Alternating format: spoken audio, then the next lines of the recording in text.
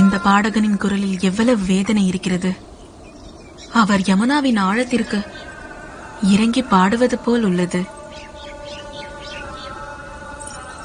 இந்த யமுனா எவ்வளவு விசித்திரமானது.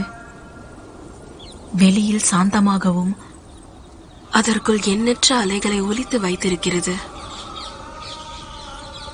நிஜமாக அதே போல். ஆனால் என்னுள் யுத்தம் நடக்கிறது அக்கா. இதுவரையில் நான் புரிந்த யுத்தங்களை விட மிகவும் கடினமான யுத்தம். என் ஒரு மகனை அடையாளம் கண்டு இன்னொருவனுடைய கனவுகளை தகர்க்க முடியாது. ஆனால் பாட்டி எவ்வாறு எனக்கும் தந்தைக்கும் இடையில் உள்ள வேறுபாடுகளை கண்டார் என்று தெரியவில்லை. அவரின் வேதனை யோசித்து பாருங்கள். வாழ்நாள் முழுவதும் எவ்வளவு வேதனைகளுடன் வாழ்ந்தார். நானும் அதையே தான் செய்ய வேண்டும். இப்பொழுதும் நான் பாட்டியை மன்னிக்கவில்லை என்றால் பின் எவ்வாறு நான் என்னையே மன்னிப்பது? நம் இரத்த உறவுகளுக்கு துரோகம் செய்வதே நம் வம்சத்தின் தலைவிதி போல. மீதமுள்ள நாட்களில் அக்கொலையின் தண்டனை அனுபவிக்க வேண்டும்.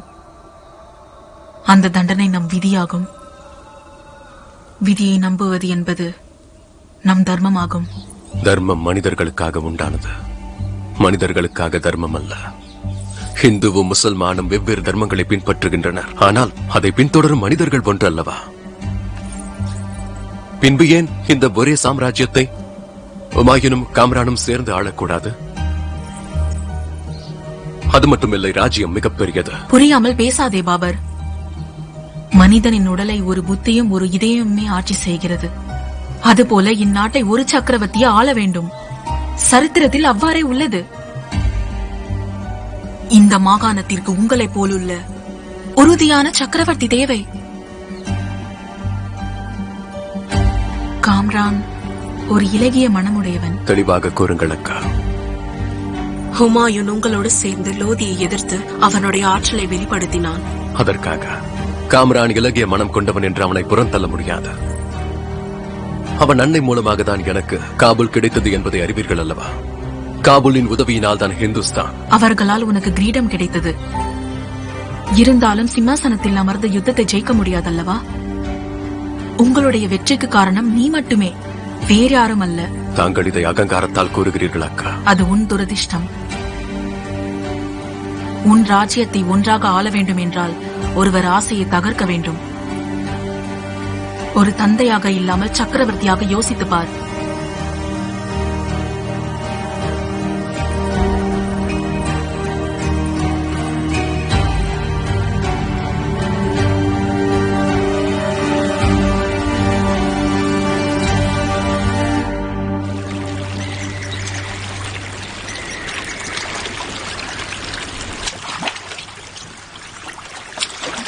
பேம் சாய்பா, உன்னுடைய லாபத்திற்காக சில தவறுகளை ஒப்புக்கொள்ளலாம். ஆனால் இப்பொழுது நீங்கள் செய்யும் ஒன்று அது மிகவும் ஆபத்தானது. காம்ரானை ராஜாவாக்குவதற்கு மரணம் என்ற அபயமும் எனக்கு சம்மதமே. இதை யாருக்காவது தெரிந்துவிட்டால்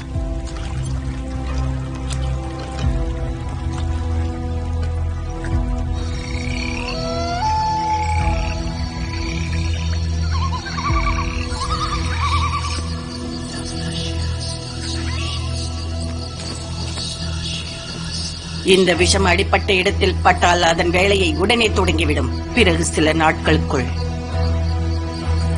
கவனமாக.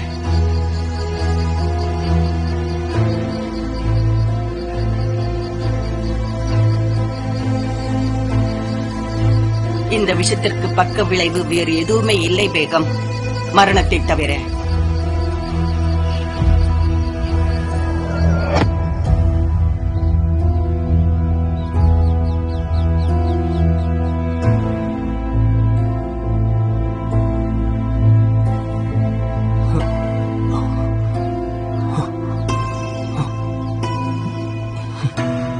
சின்னம்மா, ஏதும் பிரச்சனையா?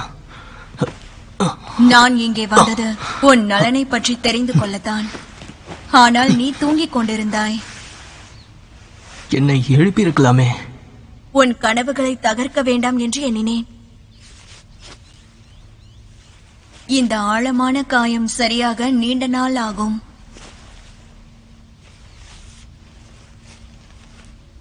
இந்த காயங்கள் யுத்த களத்தில் உன் வீரத்தை வெளிப்படுத்தின சின்னங்களாகும். எனக்கு உன்மேல் நல்ல மரியாதை உண்டு. நான் இந்த யுத்தத்தில் பங்கெடுக்க காரணம் நீங்கள் மட்டுமே. நீங்கள் எனக்கு தைரியம் தரவில்லை என்றால் நான் உங்களுக்கு நன்றி கடன் பட்டிருக்கிறேன் சின்னம்மா. சொந்த குடும்பத்தில் எதற்காக நன்றி?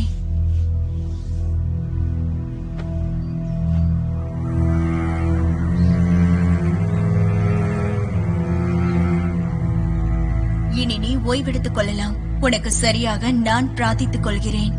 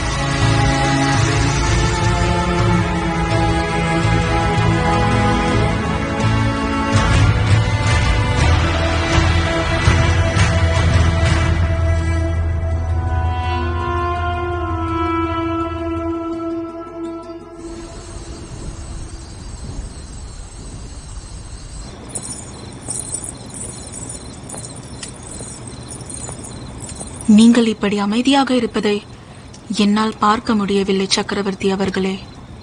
ஹிந்துஸ்தானை போன்ற அழகிய ராஜ்யம் கிடைத்தும் கூட அனைத்தையும் நஷ்டப்படுத்திக் கொண்டிருக்கிறேன். எனக்கு அறிவுரை வழங்கிய ஒவ்வொருவருக்கு பின்னும் இந்த ஆட்சியை குறிக்கோளாக இருந்திருக்கிறது. எனக்காக சிந்திக்க தாங்கள் தான் உள்ளீர்கள். காபுல், சமர்கந்த், ஹிந்துஸ்தான் எதையும் சிந்திக்காமல் இதையே சிந்திப்பவர். இனி நான் செய்ய வேண்டியதையும் தாங்களே கூறுங்கள். ஹுமாயூனுக்கும் காம்ரானுக்கும் இடையில் யாரை தேர்ந்தெடுப்பது? ஹுமாயூன் மூத்தவன். மூத்தவன் என்பதால் ஆட்சியை தர முடியாது. ஹுமாயூன் மூத்தவனானதால் அனைத்தையும் புரிந்து கொள்வான். நீங்கள் காம்ரானை தேர்ந்தெடுத்தாலும் அதில் எனக்கு நம்பிக்கை உள்ளது. இரத்த பந்தங்கள் என்பது சிம்மாசனத்தை விட பெரியது. சக்கரவர்த்தி சம்மதித்து விட்டார். என்னுடைய சகோதரன் உங்களுடைய பாரம்பரியத்தை உருவாக்க முயற்சிக்கிறான். ஆனால் விதி வலியது. பாபருக்கு பிறகு ஹுமாயூன் மட்டும்தான். பேகம் ஹுசூர், உங்களுடைய ஒவ்வொரு தீர்மானத்துக்கு பின்பும் ஒரு காரணம் இருக்கும். ஆனால் இதன் பின்னால் இருக்கும் காரணத்தை என்னால் புரிந்து கொள்ள முடியவில்லை. காமரான் எந்த வகையில் குறைந்தவன்? காம்ரான் இலகிய மனமுடையவன்.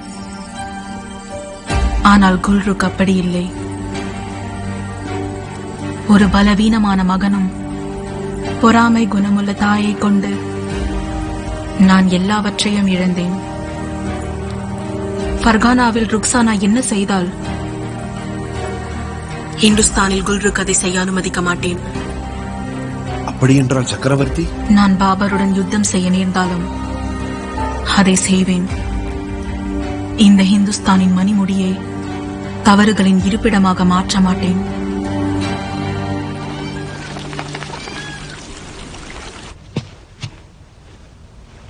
தங்களுடைய ஆரோக்கியத்தில் முன்னேற்றம். தந்தையே, என்னை அழைத்திருக்கலாமே. உன்னிடம் என் நன்றியை தெரிவிக்க நேரம் கிடைக்கவில்லை. என்னுடைய இந்த வீரன் இல்லையில் ஹிந்துஸ்தானின் வெற்றி சாத்தியமாக இருக்காது. அப்படியெல்லாம் சொல்லாதீர்கள் தந்தையே, அது என்னுடைய கடமையாகும். நீ ஓர் அசாதாரணமான வீரன் என்பதை நிரூபிக்க தவறியதே இல்லை. ஆனால் ஒன்றை மட்டும் மறக்காதே, உன்னை எப்போதும் இந்த வாழ்க்கை சோதித்துக் கொண்டே இருக்கும். உன்னுடைய சொந்தங்களும் உன்னை சோதித்து பார்க்கும்.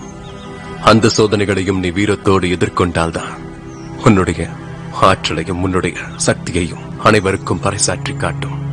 நான் எல்லாவற்றிற்கும் தயாராக உள்ளேன் தந்தையே. ஆயுதமா புத்தியா? இதில் இன்றியமையாத ஒன்று எது? புத்தியை விட கூர்மையான ஆயுதம் எதுவும் இல்லை. அன்பா தலைமுறை வழியா? தலைமுறை வழி. அதுவே அன்பை வெளிப்படுத்தும் முறை. பொறுமையா சக்தியா? உண்மையாய் இருப்பதற்கான சக்தி. சகோதரனா ராஜ்யமா? ராஜ்யம். ஆனால் சகோதரனின் தியாகத்திற்கு மேலானதல்ல.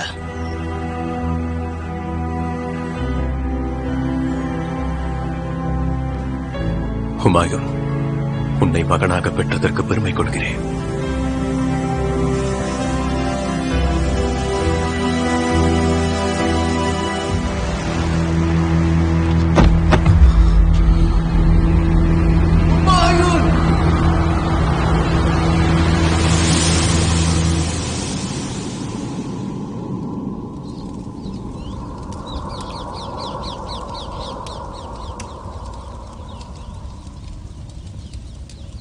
மாலை நேரம் கடந்தும் இன்னும் அவனுக்கு மயக்கம் தெளியவில்லை.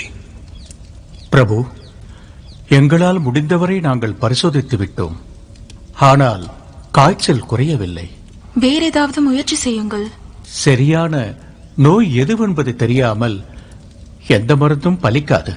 ஒருவேளை யுத்தத்தில் ஏற்பட்ட காயங்களால் இருக்குமோ? காயங்களால் ஏற்பட்ட விஷத்தை நான் அப்போதே அகற்றிவிட்டேன். மயக்கம் தெளிவதற்காக காலை வரை பொறுத்திருப்போம். அவ்வாறு தெளியாவிட்டால்?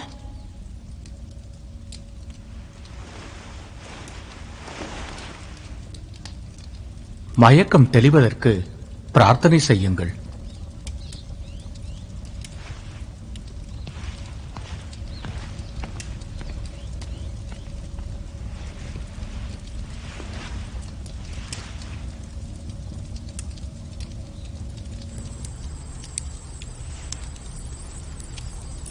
பேகம் ஹுசூர், நான் தடை செய்ய முயற்சித்தேன். பள்ளியிலிருந்து இதை நான் கொண்டு வந்துள்ளேன். ஹுமாயூனுக்காக கொண்டு வந்துள்ளேன். பின் எதற்கு இங்கு கொண்டு வந்தாய்? அவன் கஷ்டப்படுவதை பார்த்து என்னால் சகித்துக் கொள்ள முடியவில்லை.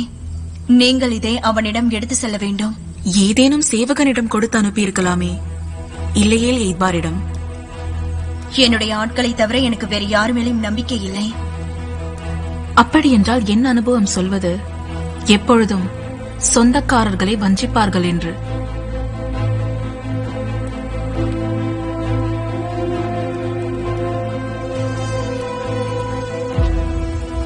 ஹுமாயூன் சரியாக கூடாது என்பதே உங்களின் வேண்டுதல் அல்லவா? அவனுடைய மரணம் உங்கள் கனவுகளை நினைவாக்கும். நீங்கள் காம்ரானுக்காக கண்டது. பெற்றெடுத்த மகனுக்காக கனவு காண்பதை குற்றம் என்று கூறுகிறீர்களா? நான் உன்மேல் குற்றம் கூறவில்லை. உங்கள் ஆசைகளை உங்களுக்கு நினைவூட்டுகிறேன். என்னுடைய ஆசைகளை இவ்வாறு பூர்த்தி செய்வதற்கு நான் அவ்வளவு கேவலமானவள் இல்லை. சரித்திரங்கள் சொல்வது இவ்வாறான ஆசைகள் பல பந்தங்களை முடிவுக்கு கொண்டு வரும் என்று. உங்களுக்கும்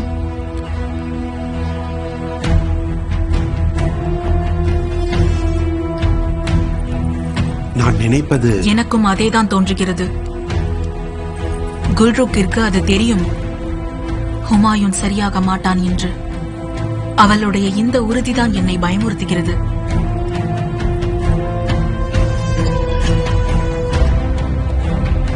கூடிய விரைவில் உத்தரவு பிறப்பிக்க வேண்டும். ஹுமாயூனை பார்ப்பதற்கு பாபரும் மாகமும் அல்லாமல் அவரை பார்க்க அனுமதிக்க கூடாது. சரி.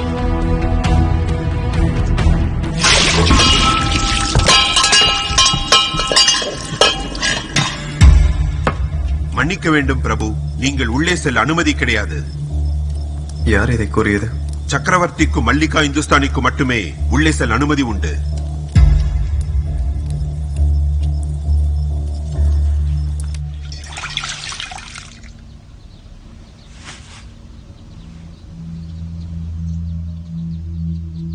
அல்லாஹ் கருணை கொள்ளட்டும். எந்த மருந்தும் பலிக்கவில்லை. முயற்சிகளை கைவிட்டு விடாதீர்கள் ஹக்கீம். எனக்கு நம்பிக்கை உள்ளது, கூடிய விரைவில் இவனுக்கு நினைவு திரும்பும் என்று.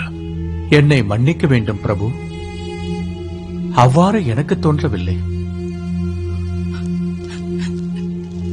நாம் செய்யக்கூடிய மார்க்கம் ஏதேனும் உண்டா? பிரபு, இதுவரை நான் அனைவரையும் மருந்துகளால் மட்டுமே குணப்படுத்தி இருக்கிறேன். ஆனால் ராஜகுமாரனுக்கு பிரார்த்தனையை தவிர வேறு மார்க்கம் இல்லை. لا إله إلا الله محمد رسول الله لا إله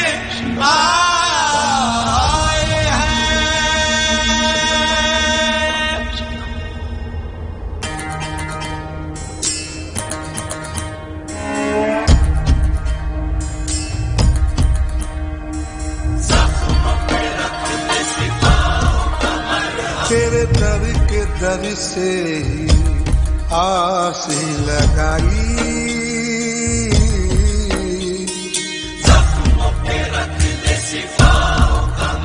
तेरे दर के दर से ही आस लगाई,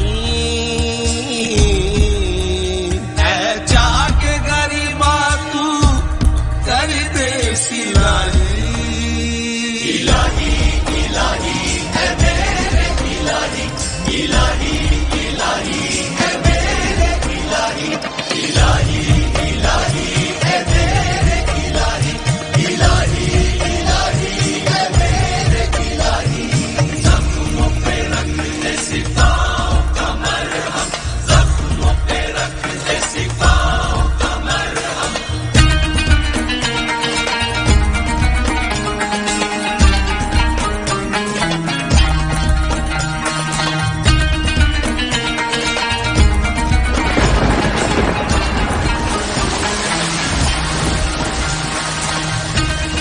உணவேதும் உண்ணாமல் 5 நாட்கள் ஆகிறது. இப்படியே போனால் அது அவருக்கும் அல்லாவிற்கும் இடையே உள்ள பந்தம். அதற்கிடையே நம்மால் செல்ல இயலாது.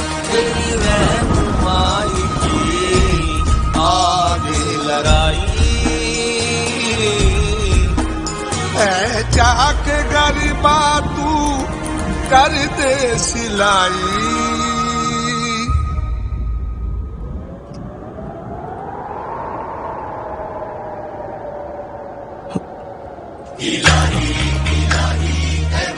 தந்தையே,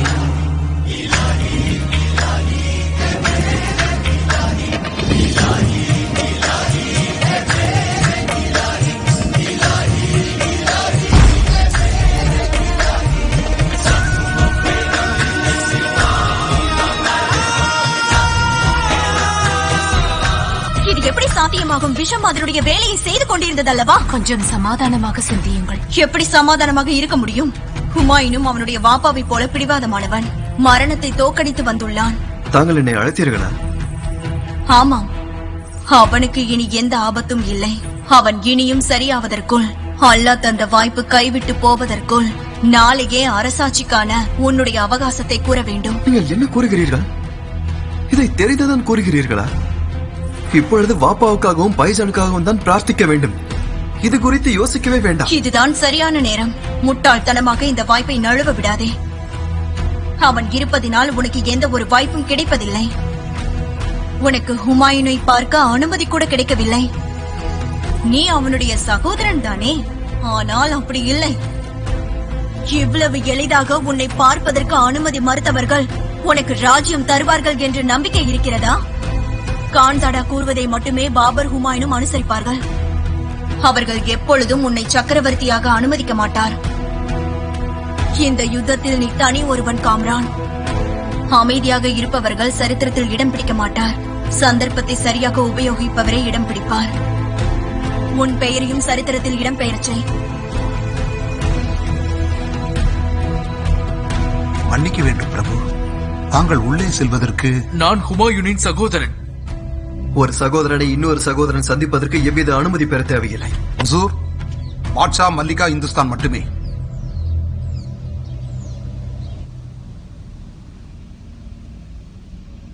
இந்த அதிசயம் நடந்தது அல்லாவின் கருணையாலும் சக்கரவர்த்தியின் பிரார்த்தனையாலும் தான்.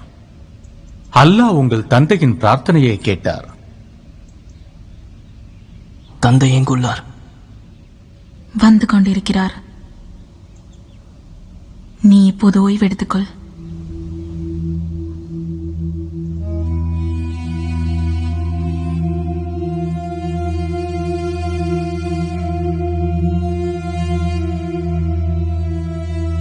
அல்லாஹ் என்னுடைய ஹுமாயூனின் உயிருக்கு பதிலாக என் உயிரை எடுத்துக் கொள்ளும் பிரார்த்தனையை கேட்டுக்கொண்டார். என்னை தந்தையுடனும் தாயுடனுமாக சமாதியாக்க வேண்டும். அப்படியெல்லாம் சொல்லக்கூடாது. எல்லாம் விரைவில் சரியாகும். பேகம் ஹுசூர்,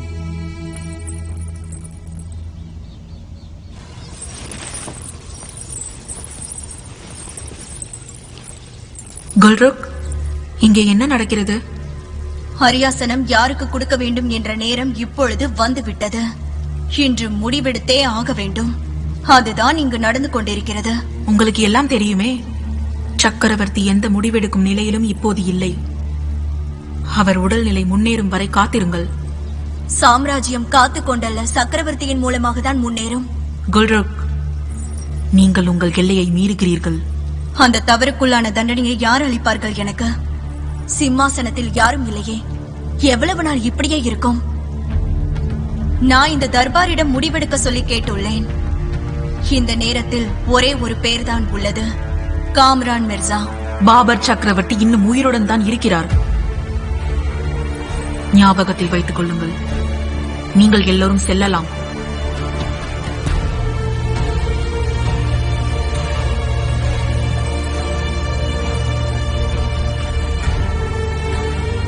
உங்களை போன்ற நல்ல மனமும் இலகிய குணமும் உடையவரிடம் நான் இதை எதிர்பார்க்கவில்லை. இந்த நேரத்தில் உங்கள் தந்தைக்கும் உங்கள் சகோதரனுக்கும் நீங்கள் தேவை. அதற்காகத்தானே ஒரு சகோதரன் இன்னொரு சகோதரனை சந்திப்பதற்கு தடை போட்டிருக்கிறீர்கள்.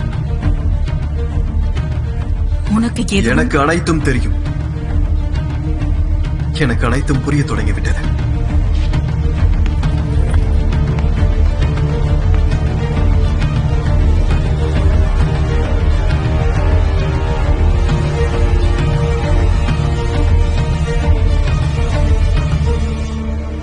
உங்களுடைய ஆட்கள் எல்லோருக்கும் நீங்கள் தேவை. அவர்களுக்காக நீங்கள் எழுந்திருக்க வேண்டும்.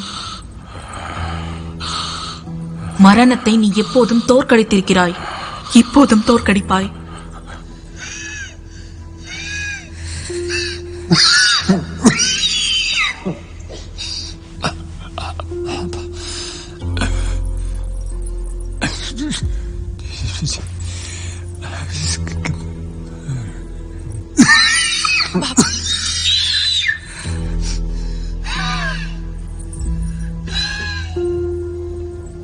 எல்லோருக்கும் தகவல் கூறுங்கள்.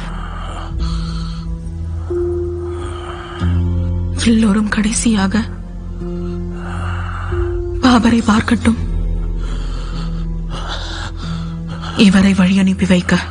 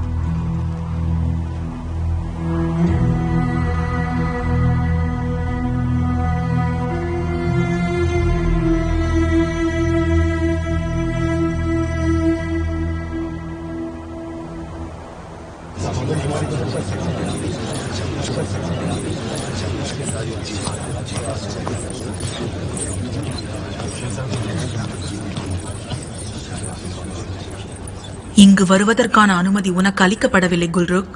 இந்த தர்பாரில் உங்களுக்கு இருக்கின்ற அதிகாரம் எனக்கும் இருக்கிறது.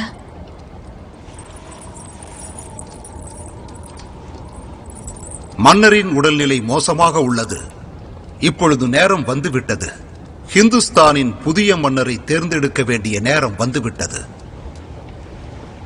நம்முடைய மன்னரின் மூத்த சகோதரியும் மேலும் ஆலோசகர் என்ற நிலையிலும் காஞ்சாதா பேகத்திற்கு அதிகாரம் உண்டு. இந்த அரியாசனத்தில் அமர்வதற்கான புதிய மன்னரை தேர்ந்தெடுக்க. இவருக்கு இந்த அதிகாரம் கொடுத்தது யார்? பாபர் சக்கரவர்த்தி ஒரு பொழுதும் இவர்களுக்கு இடையே வேறுபாடு கண்டதில்லை என்று எனக்கு தெரியும். அதனால் எந்த ஒரு முடிவை எடுத்தாலும் தர்பாரில் உள்ளவர்கள் சம்மதம் தெரிவித்த உடனே எடுக்க வேண்டும். தீர்மானம் நீங்கள் தான் எடுக்க வேண்டும். ஒரு ஆரோக்கியமான தயவு நிறைந்த சக்கரவர்த்தி அவர் மரணத்தை பற்றி எளிதாக தெரிவித்து விட்டார். அது ஒரு பாதி ராஜகுருதி. ஒருவேளை அவர் உயிர் பிழைத்து வந்தாலும் அது வாப்பாவின் உயிராகும். பேசியது போதும். யாருடைய சம்மதமும் இங்கு எனக்கு தேவையில்லை. இது மாவீரன் பாபரின் தர்பாராகும். இது நகரத்தில் இருக்கும் தரிசு நிலம் இல்லை. சக்கரவர்த்தியின் முதல் ஆசை என்ன என்று எனக்கு தெரியும். அவருடைய ராஜவில் பத்திரம். அது அவர் சுயமாக எழுதியதாகும். என்னிடம் இதை அவரை கூறியிருக்கிறார். அல்லாவின் தீர்மானம், சக்கரவர்த்தியின் தீர்மானம், என்னை சாட்சியாக கொண்டு உங்களுடைய புதிய சக்கரவர்த்தி பாபருக்கு பின் ஆட்சி செய்பவரை கூறப் போகிறேன். நசீருதீன் முகமது ஹுமாயூ மிர்சா.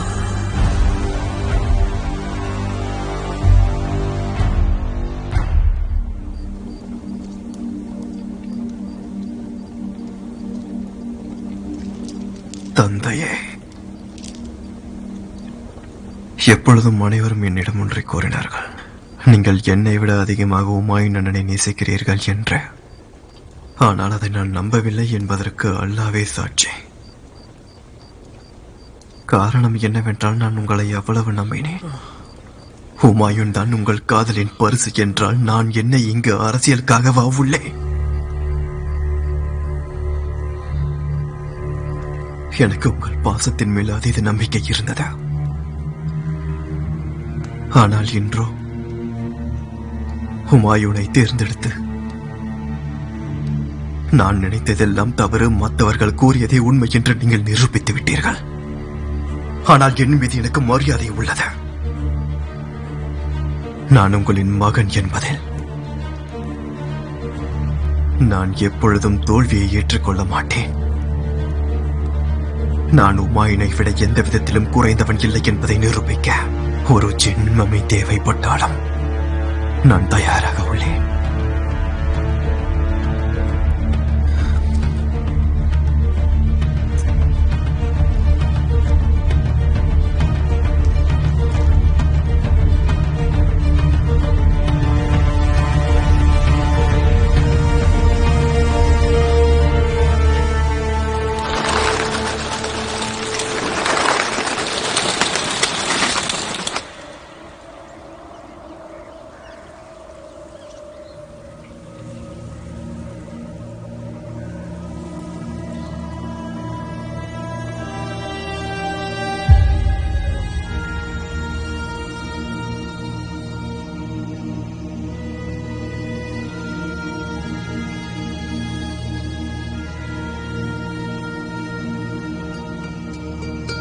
உங்களின் உடல்நிலை தற்பொழுதும் சரியில்லை அண்ணா. இதை நான் பார்த்துக் கொள்கிறேன்.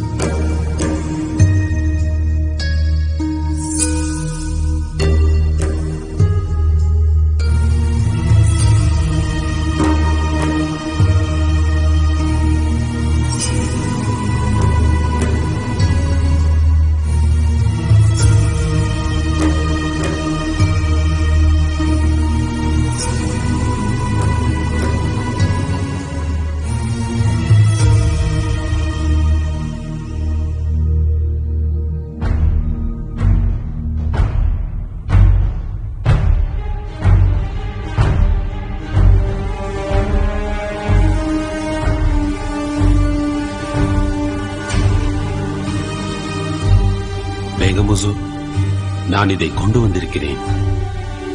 இதன் பலம் என்னவென்று அறிந்திருக்கிறீர்களா? இது தெரிந்தும் ஒரு பயனும் இல்லை.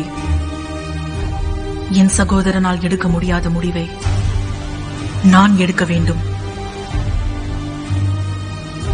என் சகோதரனின் விருப்பத்திற்காக இந்துஸ்தானை என்னால் இழக்க முடியாது.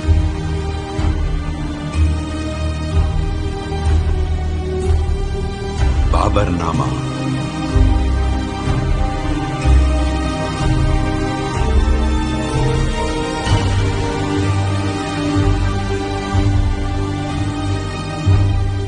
சக்கரவர்த்தியின் காலம் முடிவடைந்தது. ஆனால் சக்கரவர்த்தியாகும் மோகம் தீரவில்லை. தலைமுறைகள் முடிவடைந்தன. ஆனால் வாழையடி வாழையாக ஆட்சியுள்ளது. தலைமுறையாக வந்ததால் தந்தை பாபருக்கு ஆட்சியை கொடுத்தார். அதை ஏற்றுக்கொள்ள வேண்டியது காம்ரானின் விதியாகும். விதியிடமிருந்து தட்டி பறித்த சாம்ராஜ்யத்தை பாபருக்கு கொடுத்த நான் நிஜான். இன்று நான் அந்த சாம்ராஜ்யத்தை ஹுமாயூன் விதியில் எழுதுகிறேன்.